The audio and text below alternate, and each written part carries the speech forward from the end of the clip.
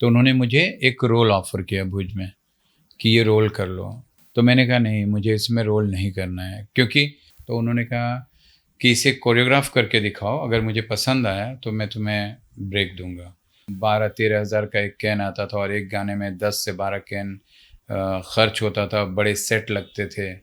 तो उन्होंने वो रिस्क लिया। तो मैं बेसिकली जाना जाता था, स्टोरी बेस्ड गाने को बहुत अच्छा कोरियोग्राफ करता था। एसपी बने, डीएम बने, लेकिन ये सब नहीं, वो सीधा बोलते थे कमर हिलाने की ज़रूरत नहीं है। जो आज तक वो मूवमेंट्स चलते हैं, रंगीलो मारो डोलना, वो मैंने सिर्फ़ 1 घंटे में वो पूरा डांस कंपोज़ किया था। तो जब निरहुआ रिक्शावाला उन्होंने डायरेक्ट की फ़िल्म हिट हो गया, फिर पता नहीं उन एक्टर और डायरेक्टर के बीच में कुछ हुआ, तो उन्होंने बोला मैं तुझे ब्रेक देता हूँ, तुझे हीरो बनाता हूँ। बहुत सारे गाने हैं भोजपुरी में जो लहंगा, चोली और इसके इर्द-गिर्द ही घूम के रह जाते हैं, जो कल को मैं अपनी माँ-बहन के साथ बैठकर नहीं देख सकूँ। डबल मीनिंग उस समय भी कुछ-कुछ होता था, बट इतना ज़्यादा नहीं होता था कि एकदम से खुलेआम वो बातें करें, वो इशारा करें, उस तरह का गाना बनाएँ। वो है जुग जुग जिया सुललना।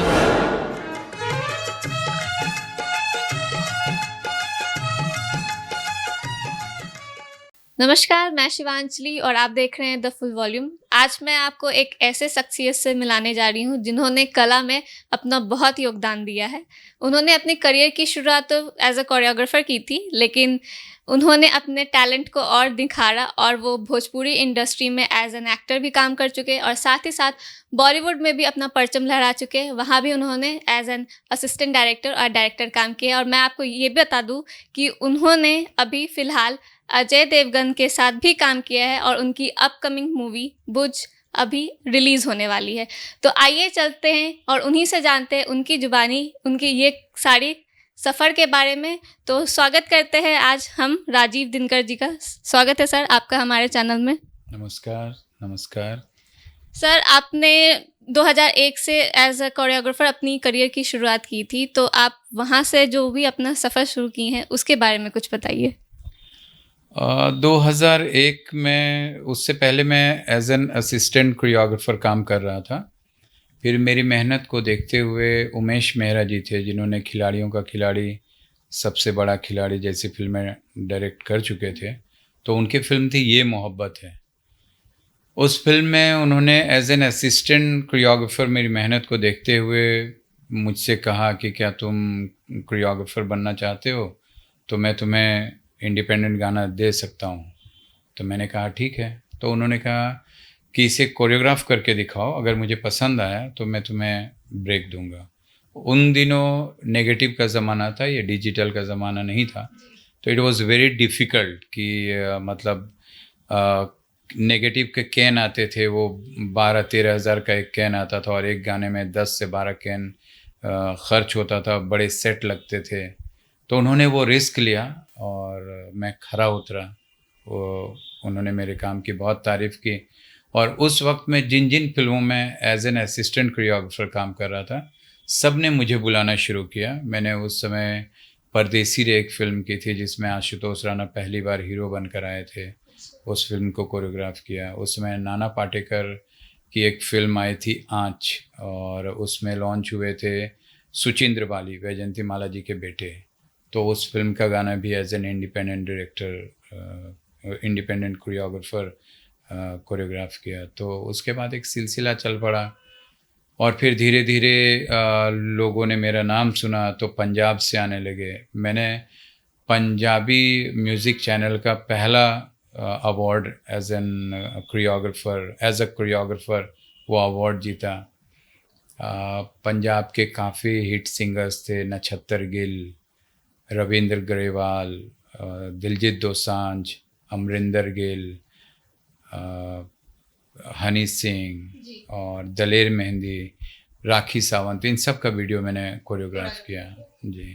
तो सर आप कोरियोग्राफर थे, लेकिन फिर धीरे-धीरे आपने डायरेक्शन भी में भी अपना कदम रखा, एज़ एन असिस्टेंट डायरेक्टर भी आप काम किए। तो कोरियोग्राफी से ये डायरेक्शन, ये यहाँ पे आपका ये कैसे आप किए? दरअसल बहुत पहले 2003 में, 2003 या 4 की बात है, मैं एक फ़िल्म कर रहा था हम तुम और मॉम, हीरो थे कृष्णा अभिषेक। तो उसके जो डायरेक्टर थे अशोक नंदा जी, वो अमेरिका के थे, अमेरिका मीन्स एनआरआई थे। तो आधी फ़िल्म डायरेक्ट करने के बाद उनको वीज़ा नहीं मिला और यहाँ पर कृष्णा अभिषेक और एक एक्ट्रेस अमेरिकन ही थी, मेहरुनिसा वो थी, और रीमा लागू, इन लोगों के डेट्स थे।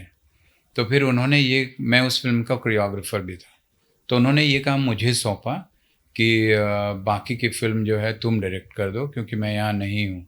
और उस वक़्त ये ज़ूम कॉल और जी। इसका ज़माना था नहीं, तो फ़ोन पे ही बात होती थी कि मैंने क्या किया, क्या किया। तो मेरे ऊपर इतनी बड़ी जब ज़िम्मेदारी आई थी तो मैं उसको बहुत ही मतलब ज़्यादा मेहनत करके हर सीन को खुद एक्ट करता था, उसके ग्राफ बनाता था।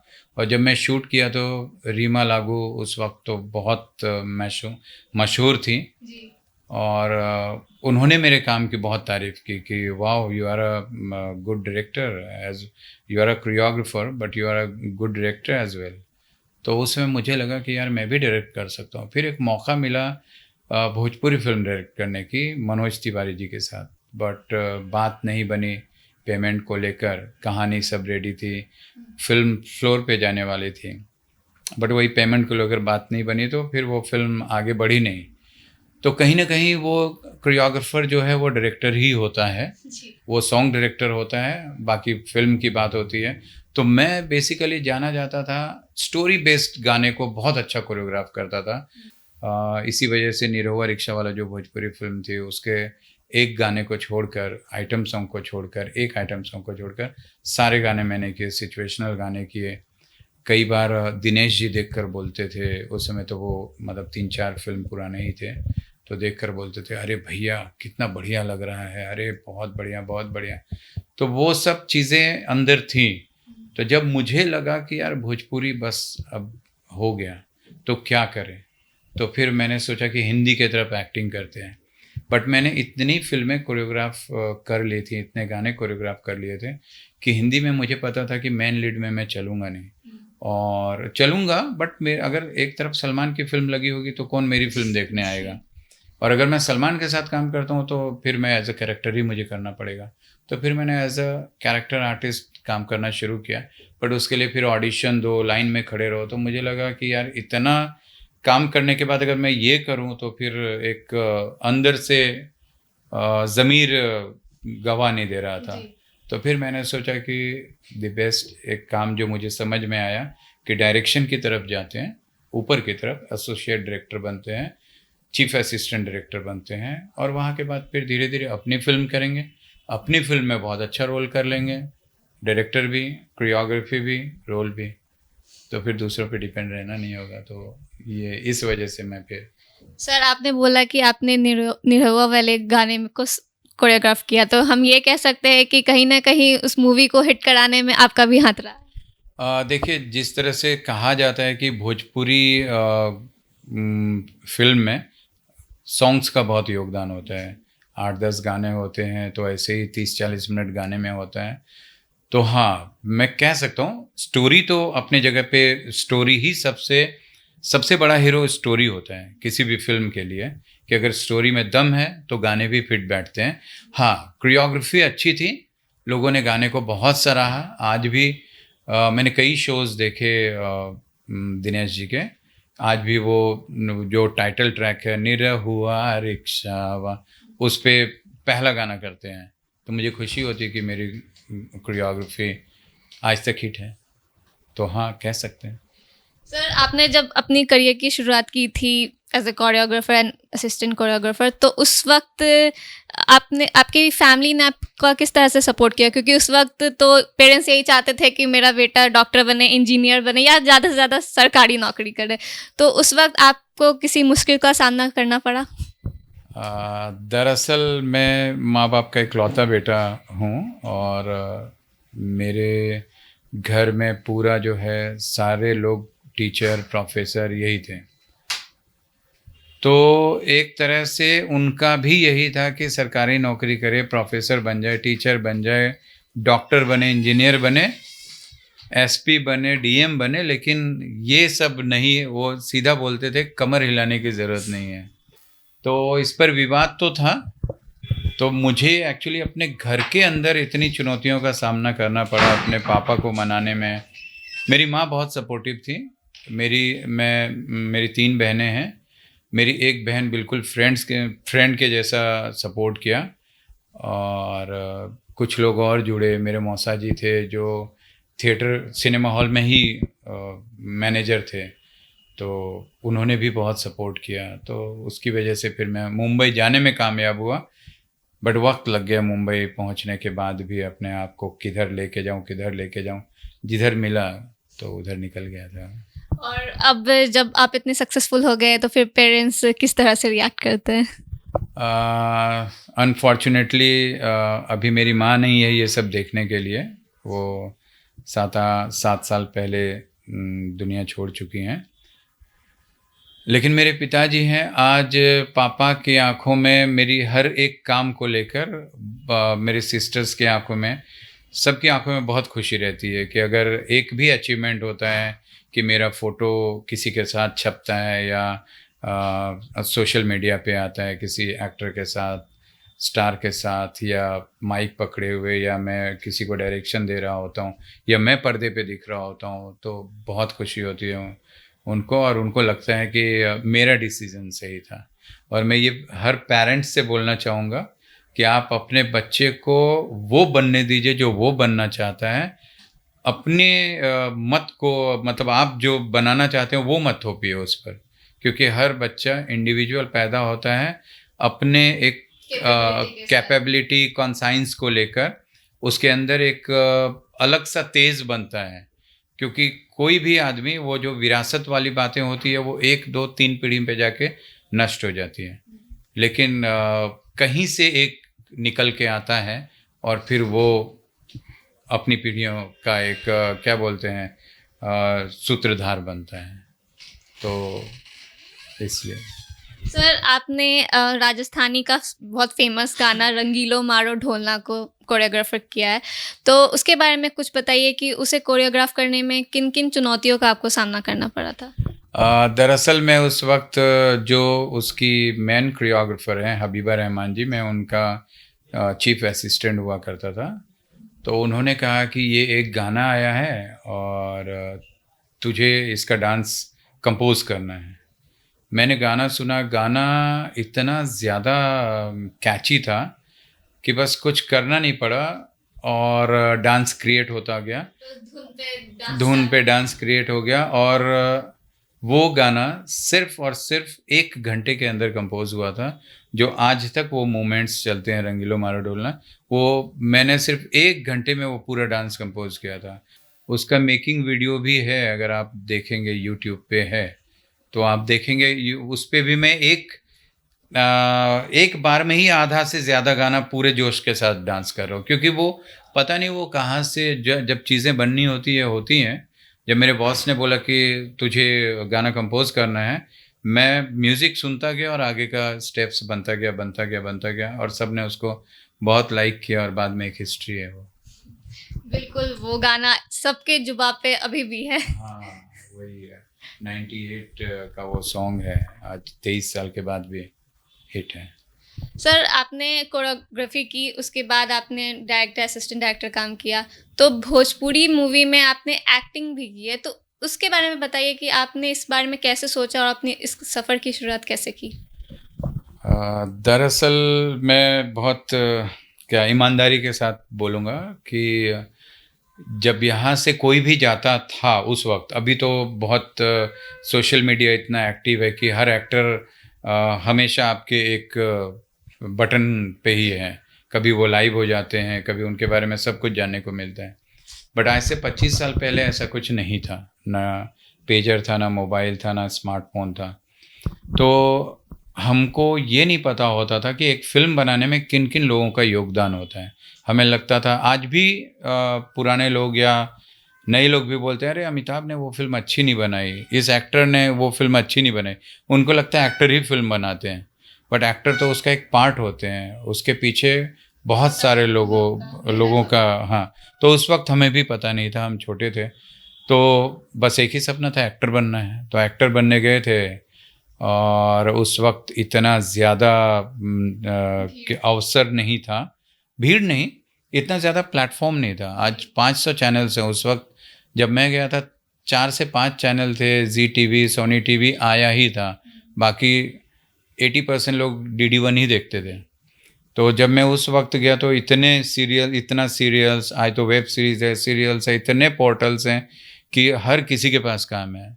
तो उस वक़्त फिर जब काम नहीं मिलने लगा, तो मेरे एक फ्रेंड ने मुझे मैं डांस सीख कर गया हुआ था, तो कोरियोग्राफ़ी में मिला दिया हबीबा रहमान जी से। उन्होंने मुझे एज़ एन असिस्टेंट रख लिया। तो फिर जब मैं वो करने लगा, करते-करते फिर मुझे याद आया, मैं बहुत आगे जब बढ़ गया, तो मुझे याद आया यार मैं तो आया था एक्टर बनने के लिए। तो उसी वक़्त जो निरहुआ रिक्शावाला के डायरेक्टर थे, वो मेरे बहुत अच्छे फ्रेंड थे। उनका नाम दिनकर कपूर था, दिनकर कपूर है, और मेरा नाम राजीव सिंह दिनकर हूँ मैं, लेकिन राजीव दिनकर शॉर्ट फॉर्म में लिखता हूँ। तो हम दोनों के बीच में मज़ाक मस्ती भी बहुत होती थी। हम दोनों साथ में, मैं कोरियोग्राफर असिस्टेंट था, वो डायरेक्टर असिस्टेंट थे। हम दोनों ने साथ में मिथुन दा की काफ़ी फ़िल्में की हैं, जब वो ऊटी में हुआ करते थे। तो जब निरहुआ रिक्शावाला उन्होंने डायरेक्ट की फ़िल्म हिट हो गया, फिर पता नहीं उन एक्टर और डायरेक्टर के बीच में कुछ हुआ, तो उन्होंने बोला मैं तुझे ब्रेक देता हूँ, तुझे हीरो बनाता हूँ। तो मेरी सारी वो पीछे वाली चीज़ें एक्टिव हो गई कि यार हाँ, मैं तो आया था एक्टर बनने के लिए। फिर उस वक़्त मैं बहुत मोटा हो गया था, एज़ अ कोरियोग्राफर ज़्यादा एक्सरसाइज़ वगैरह करता नहीं था। फिर मैंने उनसे कहा मुझे 3 महीने का ब्रेक चाहिए, 3 महीने का टाइम दीजिए, पहले मैं अपने आप को फिट करूँ। फिर मैं 3 महीने बहुत मेहनत की, अपने आप को फिट किया, और फिर एज़ एन एक्टर फिर वो जो सब देख रहे हैं वो आपको। जो सब देख रहे हैं अभी 18 फिल्में एज अ हीरो की मैंने, मेन लीड, सेकेंड लीड। उसमें एक हिंदी फिल्म है जट जटिन, जी जी। जिसको ऑलमोस्ट 70 इंटरनेशनल फेस्टिवल अवार्ड्स मिले हैं, और बेगूसराय, दरभंगा वगैरह में 4 सप्ताह 8 सप्ताह फिल्म चली। हिट फिल्म है, आप सब भी यूट्यूब पे देख सकते हैं। तो बस सिलसिला चल पड़ा। सर जाट जटिन को बहुत सारे अवार्ड्स मिले, रिकॉग्निशन मिले हैं, तो इस मूवी की जो मेहनत है, जो स्टोरी है, उस सफ़र के बारे में आप कुछ बताइए। इसके बेगूसराय के एक जाने माने राइटर हैं, लेखक हैं, अनिल पतंग जी, और वो थिएटर से भी जुड़े हुए हैं। अनिल पतंग जी का बेटा है राजीव रंजन, जो आर्ट डायरेक्टर हैं, और एक सीरियल था सपनों के भंवर में, उस सीरियल में वो आर्ट डायरेक्शन में थे, और मैं उस सीरियल का कोरियोग्राफर भी था, और उसमें एक इम्पॉर्टेंट रोल भी प्ले कर रहा था उस सीरियल में, डेली सोप में। तो हमारी दोस्ती वहाँ से हुई। फिर जब उनको पता चला मैं इतनी फ़िल्में कर चुका हूँ, और शायद वो मेरे एक्टिंग से ज़्यादा प्रभावित थे, तो अपने पापा को उन्होंने रिकमेंड किया मेरा नाम। फिर वो मुंबई आए, उनसे मुलाकात हुई, और पहली बार ही उन्होंने बोला कि मेरा जट मिल गया मुझे, जो मुझे एक्टर चाहिए, और पहली मुलाकात में ही मैं साइन हो गया, और फिर कर लिए फिल्म। तो उस मूवी ने इतने अपने झोली में बहुत सारे अपने झोली अवार्ड्स। में बहुत सारे अवार्ड। एक्चुअली फिल्म बहुत अच्छी बनी है। जो डायरेक्टर थे रघुवीर सिंह, वो भी काफ़ी सीरियल्स कर चुके थे, हिट सीरियल्स। तो उन्होंने बहुत अच्छे तरीके से फिल्म बनाई, और हम लोगों ने भी बहुत अच्छा डेडिकेशन के साथ काम किया था। तो सबकी मेहनत। सर आपने भी बताया कि जिस वक्त से आपने काम स्टार्ट किया है उस वक्त उतने प्लेटफॉर्म्स नहीं थे, तो आपने मूवीज़ में काम किए, कोरियोग्राफी भी की। इसके अलावा क्या अभी जो ट्रेंड चल रहा है, ओटीटी प्लेटफॉर्म है, तो वेब सीरीज़ में आपने कुछ काम किया है? एज अ फर्स्ट एडी अभी मेरी मैंने एक वेब सीरीज़ किया है लॉकडाउन से, ये जो सेकेंड लॉकडाउन से ठीक पहले, पॉटलक। उसके डायरेक्टर हैं राजश्री ओझा जी, जिन्होंने आयशा फिल्म डायरेक्ट की थी सोनम कपूर को लेके। तो मैं उनका फर्स्ट एडी था, चीफ एडी।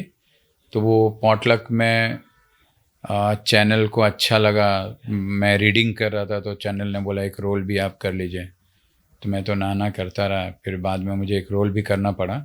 तो एक छोटा सा कैरेक्टर भी मैंने किया है, और एज अ फर्स्ट एडी मैंने वो पॉटलक किया है 8 एपिसोड, जो अभी बहुत जल्द टेलीकास्ट होने वाला है। सर, आप कोरियोग्राफर हैं, लेकिन हमने सुना है कि आपने नच बलिए में भी पार्टिसिपेट किया है, तो उसके बारे में कुछ बताइए। नच बलिए में एक्चुअली कृष्णा अभिषेक जो हैं, उनसे मेरा बहुत पुराना संबंध है। मेरे पास वो मेरा डांस क्लास था, डांस क्लास में भी आते थे वो, और हम लोग बहुत पुराने फ्रेंड थे। हम तुम और मोम भी मैंने साथ में की थी। तो कृष्णा ने बोला कि आप नच बलिए कीजिए, नच बलिए कीजिए। तो मुझे एक्चुअली रियलिटी शो में जाना नहीं था। डांस इंडिया डांस के लिए भी लोगों ने मुझे बोला था, बट मुझे रियलिटी नहीं करना था। तो जब नच बलिए के लिए कृष्णा ने बोला कि हम लोग टीम में रहेंगे, तो मुझे पता था कि कृष्णा अभिषेक जो है द बेस्ट डांसर है। तो अगर मैं इसके साथ रहूँगा तो मुझे ज़्यादा मेहनत करने की ज़रूरत नहीं पड़ेगी और हम अच्छा कर जाएंगे। बट जब हम वहाँ पे गए तो उस वक्त मैं एज अ कोरियोग्राफर ही था। तो जब वहाँ गए तो पता चला कि एक लॉटरी सिस्टम में एक पेयर और कोरियोग्राफर का लॉटरी होगा, जिसकी लॉटरी में जो आए। तो मेरे लॉटरी में करण ग्रोवर और कविता कौशिक थे, जो चंद्रमुखी चौटाला FIR वाली। तो मुझे तो कृष्णा के साथ जाना था, तो कृष्णा और कश्मीरा के साथ कोई और कोरियोग्राफर था। फिर ये लोग मिले, तो बस वही रियलिटी में भी आपको पूरा कंसंट्रेशन, पूरा समय बस उसी के लिए देना पड़ता है। तो हम लोग फिल्म कोरियोग्राफर और एल्बम कोरियोग्राफर थे, तो हमारे लिए बेसिकली रियलिटी मुझे नहीं लगा कि है। तो फिर मैं एक किया, दिल भर गया, फिर वापस आ गया। सर, अभी आप अजय देवगन के साथ मूवी भूज कर रहे हैं, जो जल्द ही पर्दे पे आने वाली है, तो अपने उस एक्सपीरियंस के बारे में कुछ बताइए। भूज में भी मैं फर्स्ट एडी हूँ। इसके डायरेक्टर हैं अभिषेक दुधैया जी। जब मैं बॉम्बे गया था तो हम लोग साथ में थिएटर किया करते थे, मैं और अभिषेक दुधैया जी। अभिषेक दुधैया जी बाद में डायरेक्शन की तरफ चले गए और मैं थिएटर से निकलकर मैं कोरियोग्राफी में चला गया। बट हमारी दोस्ती थी, बात होती रहती थी। फिर जब अभिषेक दुधैया भूज कर रहे थे और मुझे पता चला कि मेरा दोस्त भूज कर रहा है, तो मैं उनके पास गया। तो उन्होंने मुझे एक रोल ऑफ़र किया भूज में कि ये रोल कर लो। तो मुझे समझ में आया कि इतने दिग्गज लोग हैं फिल्म में, अजय देवगन, संजय दत्त, एमी विर्क, नोरा फतेही, सोनाक्षी सिन्हा, इनके बीच में मैं कहाँ नज़र आऊँगा, वो भी एक वॉर फिल्म है। तो मैंने कहा नहीं, मुझे इसमें रोल नहीं करना है, क्योंकि अब कहते हैं ना कि अरे नहीं, ऐसा नहीं, छोटा रोल भी हो बड़ी फिल्म में तो कर लेना चाहिए। तो वो सब मैं करके देख चुका हूँ एक्चुअली। तो मुझे लगा नहीं, ये मुझे एक्टिंग की तरफ जाना नहीं है। जब मैं डायरेक्शन कर रहा हूँ, मैं पुनीत ईसर जी के साथ भी एसोसिएट डायरेक्टर काम करता हूँ। उनके साथ एक ही मैन एक फ़िल्म की, और सलमान खान प्रोडक्शन की एक वेब सीरीज़ थी जो 2 एपिसोड बन के है अभी। सोहेल खान हीरो थे, गामा पहलवान, वो किया। और उनका एक लाइव शो है महाभारत, उसमें भी मैं एसोसिएट डायरेक्टर हूँ, शो कॉलर हूँ। तो वो कर रहा था, तो मुझे लगा नहीं, मुझे डायरेक्शन में ही करना चाहिए। तो मैंने अपने दोस्त को बोला कि नहीं, मुझे डायरेक्शन में ही करना है। तो उन्होंने बोला ठीक है, एसोसिएट तो है मेरे पास, तो फर्स्ट एडी कर ले। तो मैंने कहा ठीक है। तो फिर वैसे मेरी एंट्री भूज में हुई। फिर बीच में रोल भी ऑफ़र हुए, बट मैंने कहा नहीं, रोल के लिए अच्छा अगर रोल करना है तो ख़ुद को भी तैयार करना पड़ता है। तो मैंने बोला कि I am not ready for that, तो मैं जो है पर्दे के पीछे ही हूँ। तो एज अ फर्स्ट एडी मैं भूज में हूँ। सर, जाते जाते आप अपने अपकमिंग प्रोजेक्ट्स के बारे में कुछ बताइए हमारे दर्शकों को। बस यही अभी भूज रिलीज़ होने वाली है, जिसमें मैं एक फर्स्ट असिस्टेंट डायरेक्टर हूँ। और उसके बाद एक फ़िल्म आने वाली है बगावत, उसमें रजनीश दुग्गल हीरो हैं, संजीव जायसवाल जी डायरेक्टर हैं, उसमें मैं एज एन एसोसिएट डायरेक्टर हूँ। एक फ़िल्म आ रही है कोटा, वो संजीव जायसवाल जी ने डायरेक्ट किया है। उसमें अनिरुद्ध दवे हीरो हैं और मैंने उसमें नेगेटिव कैरेक्टर किया है, मैं लीड विलन हूँ। बट वो कॉलेज, मेडिकल कॉलेज पे हैं, तो मैं स्टूडेंट ही हूँ बट नेगेटिव हूँ। तो वो एक फ़िल्म आने वाली है। और एक शो किया है अभी पॉटलक, पॉटलक भी इसी महीने जुलाई में टेलीकास्ट होने वाली है सोनी लिव पे। उसके 8 एपिसोड, उसमें भी मैं फर्स्ट एडी हूँ और एक रोल भी किया है।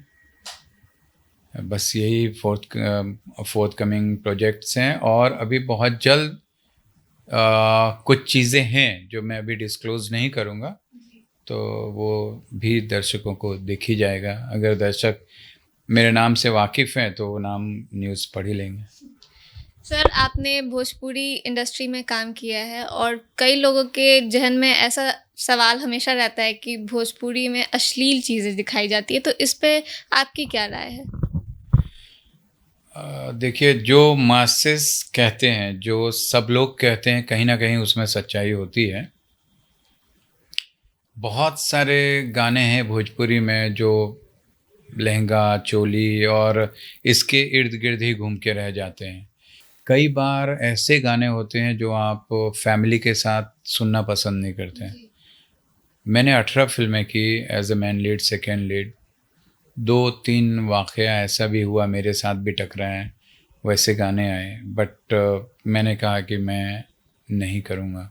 मेरे पे ऐसा गाना पिक्चराइज़ नहीं होगा जो कल को मैं अपनी माँ बहन के साथ बैठकर नहीं देख सकूँ। क्योंकि मैं जब बॉम्बे गया और एक्टर बनने गया तो सबसे पहला तो मैं यही कोशिश करूँगा कि मेरी फ़िल्म मेरी मम्मी देखे। तो वो चीज़ जो मैं अपनी मम्मी को नहीं दिखा सकता, वो फ़िल्म मैं क्यों करूँ? तो है कहीं न कहीं सब नहीं है, बट कुछ चीज़ें हैं, इसमें किसी का दोष बोल नहीं सकते हैं क्योंकि दर्शक भी आप देखेंगे यूट्यूब पे जो बहुत साफ-सुथरे गाने हैं, उसके व्यूअर्स कम हैं और जो इस तरह के गाने हैं, वो रिलीज़ होने के दूसरे दिन ही, चाहे वो लहंगा वाली बात हो, चोली वाली बात हो, दूसरे दिन ही आता है कि 20 millions viewer, 30 millions viewers, record breaks हो गए। तो फिर मेकर्स क्या करेंगे? मेकर्स को भी लोग बोलते हैं अश्लील, हाँ, बट ये होता है कि इससे आज एक भी थिएटर ऐसा नहीं बचा है जहाँ आप, मेरी बहन, वो जाकर भोजपुरी फिल्म अपने भाई के साथ या अपने फ्रेंड के साथ ही जाकर देख सके। तो फिर ऐसे गाने बनाने का क्या मतलब जो हम अपने विरासत को ना दे सकें, अपनी फैमिली को ना दे सकें। तो मैं ये नहीं कहूँगा कि एक का दोष है, कहीं ना कहीं जो चीज़ आप देखना पसंद करेंगे वही चीज़ बनाई जाएगी, क्योंकि सिनेमा जो है वो समाज का प्रतिबिंब होता है। तो जो समाज को पसंद होता है वो सिनेमा दिखाती है। तो आज डिजिटल ज़माना है, यूट्यूब पे जैसे गाने पसंद किए जाते हैं वैसे ही गाने लाद दिए जाते हैं। हाँ, बट अपवाद है, बहुत सारे अच्छे साफ़ सुथरे गाने भी हैं जो बहुत हिट हैं और कहीं न कहीं मुझे लगता है कि भोजपुरी भाषी 30 करोड़ के आसपास, उससे भी ज़्यादा हैं। तो उनके लिए, उनको ध्यान में रखकर सिर्फ़ ये चंद लाख और करोड़ के चक्कर में ना फंसकर उन 30 करोड़ को ध्यान में रखकर ऐसे गाने बनाने चाहिए। आज भी कई भोजपुरी सॉन्ग्स ऐसे हैं, चाहे वो सजनवा बैरी भैले हमार, मैंने कई अच्छे दिग्गज लोगों का कॉलर ट्यून सुना, सजनवा बैरी भैले हमार। और उस वक्त भी भोजपुरी गाने जो आते थे वो बहुत शालीनता के साथ आते थे। डबल मीनिंग उस समय भी कुछ कुछ होता था, बट इतना ज़्यादा नहीं होता था कि एकदम से खुलेआम वो बातें करें, वो इशारा करें, उस तरह का गाना बनाएं। तो कहीं ना कहीं उस चीज़ को थोड़ा कंट्रोल करना चाहिए। और साफ सुथरा, देखिए बॉलीवुड में भी वैसे गाने आते हैं, साउथ में भी वैसे गाने आते हैं, बट पता नहीं उनमें एक शालीनता होती है और हम मतलब सीधा पता चलता है कि नहीं यार, ये तो बिल्कुल रिजेक्टेड है, हमारे परिवार वाले नहीं सुन सकते। बट साउथ के गाने भी ऐसे होते हैं, कई गाने जो आप देखेंगे कि डांस वगैरह उनका जो है थोड़ा होता है उस तरह का, बट है भोजपुरी में। तो इसको सुधार की तो ज़रूरत है, अच्छी फिल्में बननी चाहिए।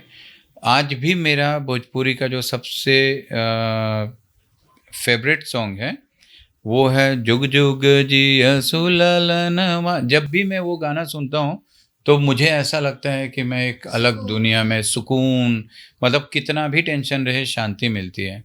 ऐसा ही मैंने दिनेश जी की एक फ़िल्म थी औलाद, औलाद में एक सॉन्ग किया था जो बेटी के ऊपर थी, और आई थिंक पवन सिंह का वॉइस था वो। और मैं भूल गया वो एक्टर, उनके ऊपर मैंने ही पिक्चराइज़ किया था, कोरियोग्राफ किया था। वो गाना आज तक मुझे पसंद है, जो एक मतलब जो कोख में ही बच्चे को मार देते हैं बेटी समझ के, उस पर वो गाना बना था। तो उस तरह के गाने बनने चाहिए ताकि सिर्फ़ 1 करोड़, 2 करोड़ नहीं, पूरे 30 करोड़ को हम साथ लेकर चल सकें। तो ऐसे गाने बनने चाहिए, ऐसी फ़िल्में बननी चाहिए। तो आज हमारे साथ मौजूद थे मल्टी टैलेंटेड राजीव दिनकर जी, जिन्होंने अपनी करियर की शुरुआत तो कोरियोग्राफी से की थी, लेकिन वो एक्टिंग और डायरेक्शन में भी अपना हाथ आजमा चुके हैं। धन्यवाद सर हमारे साथ जुड़ने के लिए और हमारे चैनल पे आने के लिए। Thank you sir. आपका भी बहुत-बहुत धन्यवाद। आप सबका बहुत धन्यवाद।